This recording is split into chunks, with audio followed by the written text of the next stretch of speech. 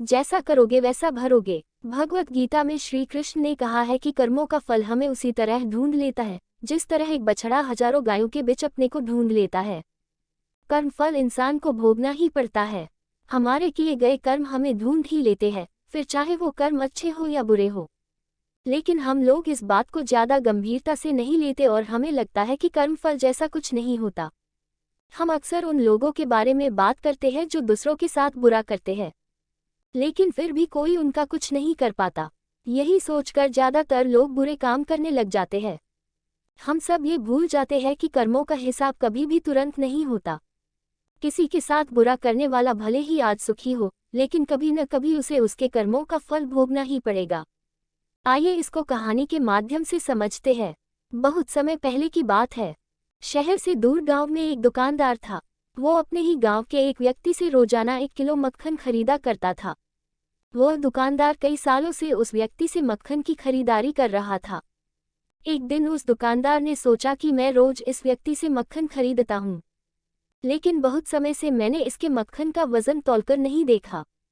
कल तौलकर देखूंगा कि ये मक्खन 1 किलो से कम तो नहीं देता। अगले दिन जब वह व्यक्ति मक्खन देकर गया, तब वह दुकानदार ने मक्खन का वजन किया तो देखा मक्खन सिर्फ 900 ग्राम है। उस दुकानदार को काफी गुस्सा आ गया। वह दुकानदार गुस्से में गांव की पंचायत के पास गया और उसने उस व्यक्ति की शिकायत कर दी। गांव की पंचायत बैठी और उस व्यक्ति को बताया गया कि तुम पर इस दुकानदार ने धोखा देने का आरोप लगाया है। तुम इस दुकानदार को देने वाले मक्खन में हेराफेरी करते हो। हर बार तुम इसे 1 किलो मक्खन की जगह सिर्फ 900 ग्राम देते हो। क्या तुम्हें अपनी सफाई में कुछ कहना है? वह व्यक्ति बोला, सरपंच जी, मैं तो एक गरीब आदमी हूँ। मेरे पास वजन तौलने के लिए सही माप नहीं है। मैं रोज इस दुकानदार से अपने लिए 1 किलो गेहूं खरीदता हूँ और अगले दिन उसी गेहूं को तराजू के एक तरफ रखकर इस दुकानदार के लिए मक्खन तौलता हूँ। अब आपको जो भी पूछना है इस दुकानदार से पूछिए। पंचायत में बैठे सभी लोगों को पूरी सच्चाई समझ आ गई और उन्होंने उस दुकानदार को गांव से बाहर करवा दिया। ये छोटी सी कहानी हमें ये बात सिखाती है कि जैसे कर्म हम करेंगे उसका रिजल्ट भी हमें वैसा ही मिलेंगे। हमारी चालाकी ही हमारा नुकसान कर देती है।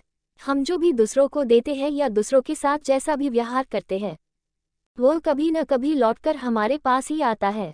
किसी के साथ अच्छा करोगे तो आपके साथ भी अच्छा ही होगा। उसी तरह किसी का बुरा सोचोगे और बुरा करोगे तो आपके साथ भी बुरा ही होगा। जैसे दुकानदार को अपने ही चालाकी से नुकसान झेलना पड़ा, उसी तरह हमें भी अपने कर्मों की वजह से कभी न कभी नुकसान झेलना ही पड़ता है। दूसरों के साथ हमें बुरा करके हम 1, 2 या 10 बार बच सकते हैं, लेकिन एक न एक दिन उसका परिणाम हमें भुगतना ही पड़ता है। हम अपने कर्मों के फल से नहीं भाग सकते हैं।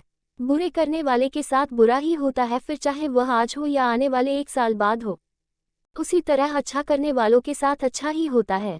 कई बार हमें ये लगता है कि दूसरों के साथ गलत करके हम बच जाएंगे, लेकिन ऊपर वाला हर किसी के कर्मों को देखता है और उनका हिसाब रखता भी है, और जरूरत पड़ने पर हिसाब बराबर भी कर देता है।